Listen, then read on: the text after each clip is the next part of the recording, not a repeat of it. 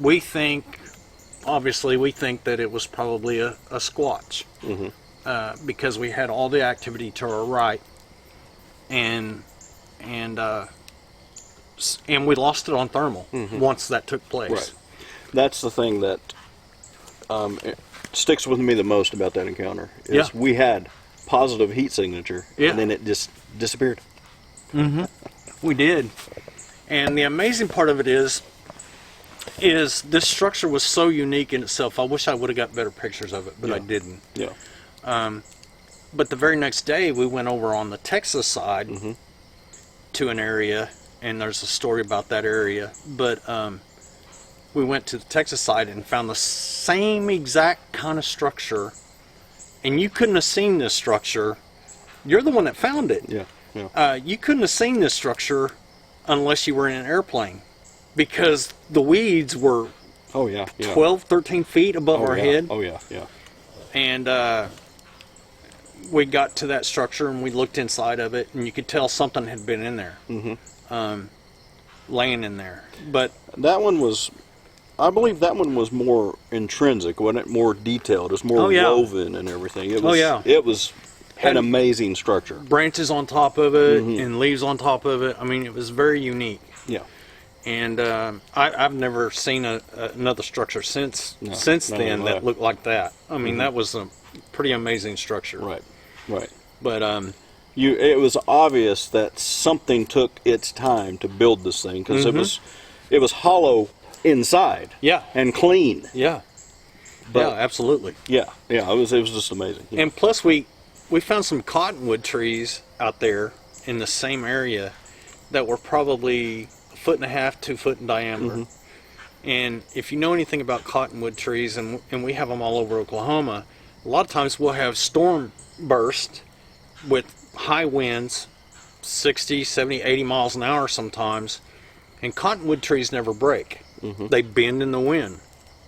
Well, the amazing thing about these cottonwood trees that we found I think probably 4 or 5 of them, and the amazing thing about it was these things were broken apart at about 10 feet up.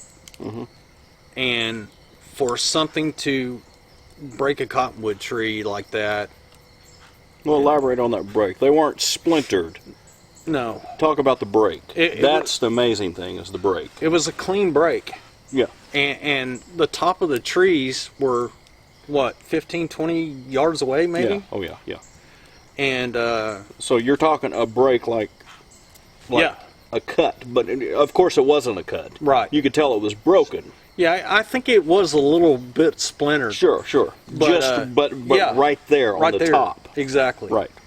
And so that was an amazing sign to me. I mean, I was just in awe because I grew up around cottonwood trees, and cottonwood trees don't do that. Well, I remember when we found those, it took, I would say, 5 minutes for all of us to actually start talking again. Yeah. Because we were all just so we were speechless. amazed at what we had found. And the thing about it is the force that it would take to do that. Yes. And these were green cottonwoods. Yes, they were. Yes. And it wasn't a storm burst, because none of the other trees in that area were broken apart like that or splintered up. I mean, we looked for storm damage, and there was none. Yeah. We tried to disprove it. Yes. And we could not. And the cool thing about being over on the Texas side, when we were walking out, we come to a grove of bodark trees. Yes. And bodark trees produce we call them horse apples. Yeah. Up in the north, they call them hedge apples. In case Osage orange is the tree, but they call them hedge apples, the apples themselves up north, and we call them horse apples here. So just so people understand what we're talking about. And as we're walking out, we find one sitting in the V of a tree, and we pull it out, and it's got a big bite mark out of it, which was pretty interesting to me, because I had had one of those thrown at me before with a big bite mark taken out of it. And I've heard stories from Native Americans that have experienced the same thing. Yeah, right. I heard a story from a young native boy that told a story. He actually told it to my brother, and he said that they would always hear, they would be out, him and all of his buddies, they would be out playing soccer or football or something, and every time they'd go out there, they would have rocks thrown at them. Mm-hmm. And so one day they just got tired of it and decided to throw some rocks back. Well, they threw rocks back at him, and he reached down to pick up another rock, and when he did, this horse apple come flying through there and hit him right in the chest. And he looks at it, and there's a big bite mark taken out of it. So, which is really strange to me, because growing up, we had horse apples around our house, mm-hmm. and my grandparents and my parents always told me, don't touch them, don't lick them, don't eat them, don't take a bite out of them, because they're poisonous. Yeah, yeah. So it was really, that was really odd to me that I'm hearing these multiple stories, and had my own encounter, and then we had an encounter here mm-hmm. With the horse apple. And now let's I'll interrupt you real quick on this, the bite taken out. Mm-hmm. How do we know it was a bite? Well, the one that was thrown at me, and I think the one that we actually found in the tree, yes, you could definitely see teeth indentions into the horse apple itself. Exactly. I recall the one we found down in Brown Springs. It was like as if they'd raked their teeth across it. Yeah. Yeah. And I remember my grandparents actually collecting those and putting them in closets and stuff. Right, right. And the reason they did so is because it was an insect repellent. Mm-hmm. And so that made me think that the reason why they're doing this is they're either releasing that chemical that's inside of them and rubbing it on them, or maybe putting that chemical into their bloodstream to keep them from being torn up by insects. Right, right. So that's kind of that story. Yeah. So, well, let's move a little forward. Let's talk about when you and I came down to camp at Brown Springs. Oh my gosh. This was the beginning of 2019, I believe, wasn't it? I think so, yeah. I think it was in the spring. Yeah. And we set up our tents. We come down here on a Friday afternoon, mm-hmm. and I think we got here about 4 o'clock. Mm-hmm. And we set up camp, set up our tents, and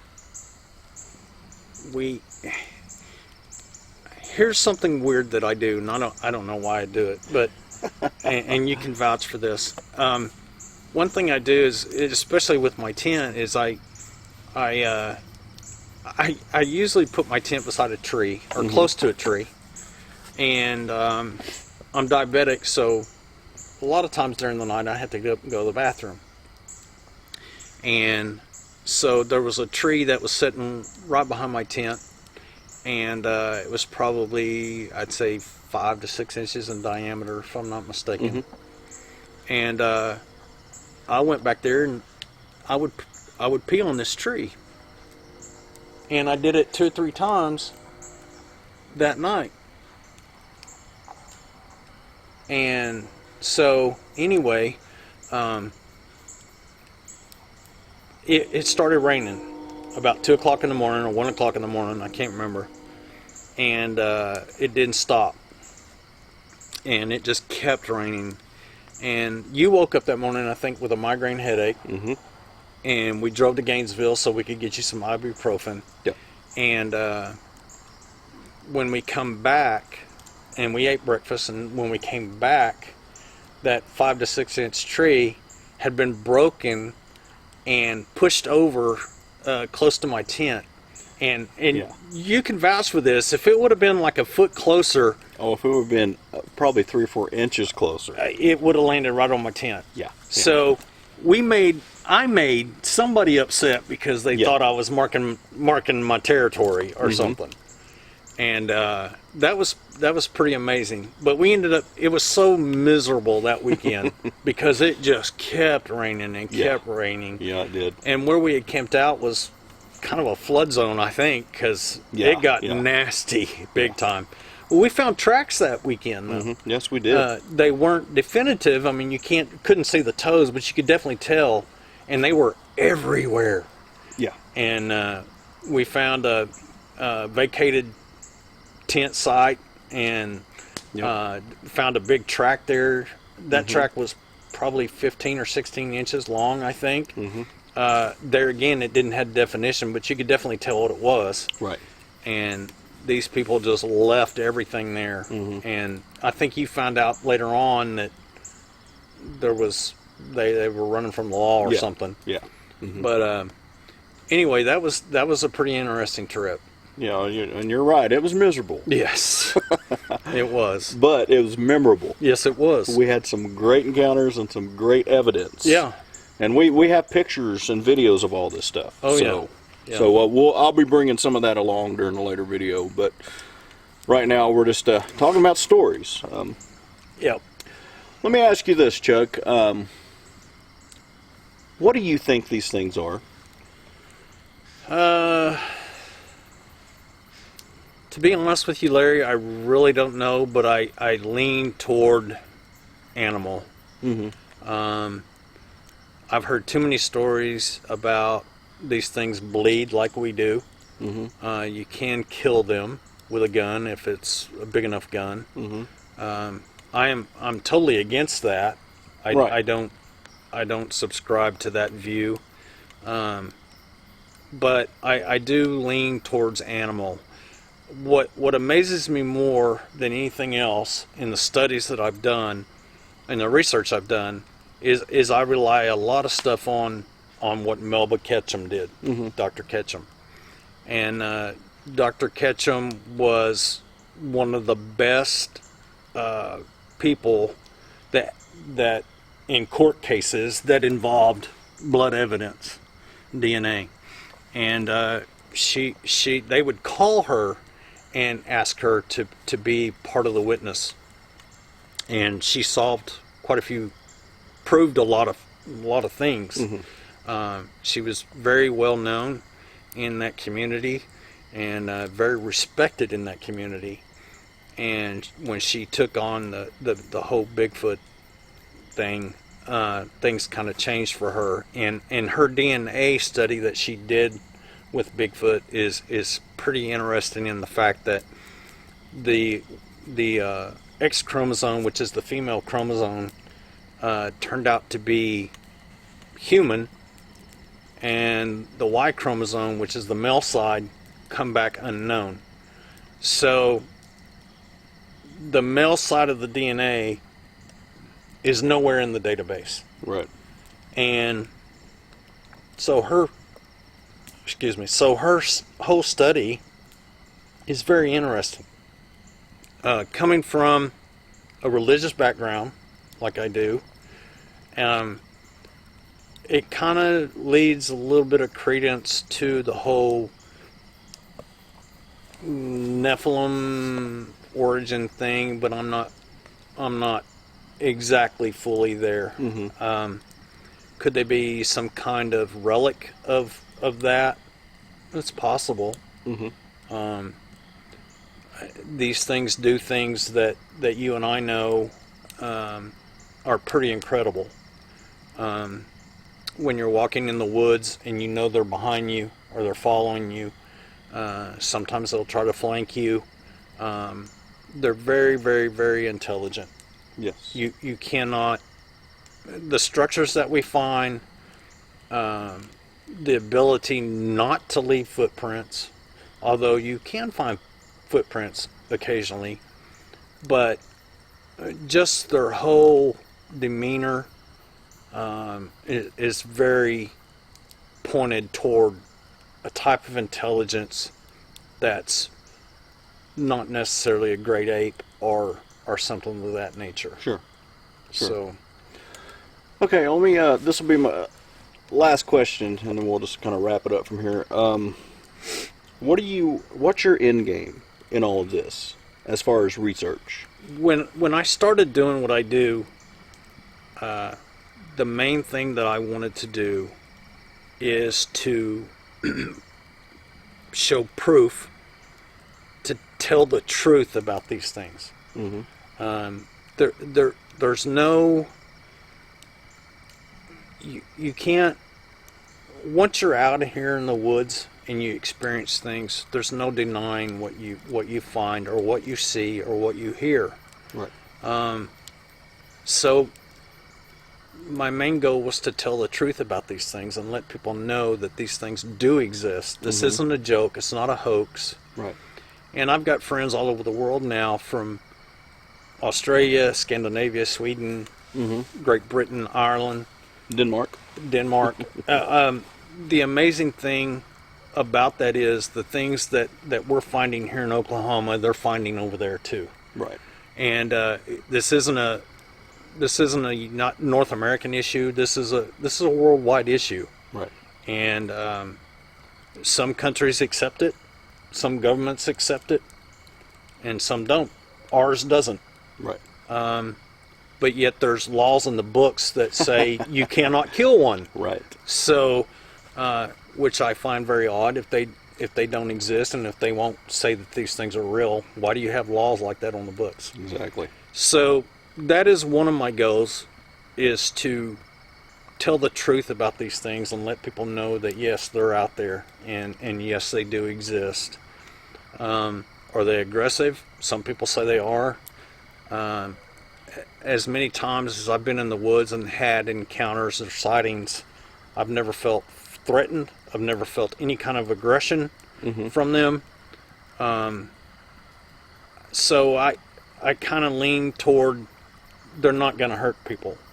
But you can't, I mean, there's always, everybody has a bad day. Right. Humans have bad days. Right. And so you cannot just not believe that they're aggressive, because they could be. Everybody has, like I said, everybody has a bad day. Right. The other thing that I wanted to do when I got into this is I wanted to bring researchers together. And because I think that the only way that we're ever going to have knowledge about these things is if we all come together. And I don't care if you're a woo person, I don't care if you're a flesh and blood person, I don't care. You can't put yourself in a box and never go outside the box. Right. If we want to know the truth about these things, we have to take everything and look at it from an open box perspective. Right. And that's what I've tried to do. And I'm now involved with a great group of guys called Big Dog T2B. And we've started entering encounters and formed a database that people can go to and see characteristics or maybe even behavior patterns. And I don't think that's ever been done before. And because we're doing what we're doing, I think we're going to make some really good progress in what we're trying to do. Right. So let's take that opportunity. Tell people how they can check out your stuff. Okay. I quit YouTube. I'm not on YouTube no more. There's reasons behind that. These guys approached me and they liked my shows that I had on YouTube, and they wanted me to be a part of Big Dog T2B. And the website is called bigdogt2b.com. You can actually find some videos on YouTube that we've done. We have some really good FLIR stuff that some guys in Alabama captured. And what we're trying to do is get people on board and get researchers like you and like me and like DDoS to all come together and be a part of this to where we can make a difference. Right. So I think we're headed in the right direction. So. All right, awesome. Well, thank you for your honesty and your for your time. You bet, brother. Anytime. All right. Well, thank you guys for watching. We're, like I said, we're out on a expedition right now. I'll be bringing you later on some lots of video and activity that we've encountered here, and more than likely we'll have Chuck back on and we'll talk about this time we've spent down here. All right, thanks for watching. I hope I didn't run out. Thank you for listening to CryptidSafari. If you've had an encounter, no matter how otherworldly, unexplained, paranormal, or just plain crazy, and want to be on the show, email me at cryptidsafari@gmail.com. I'd love to hear from you.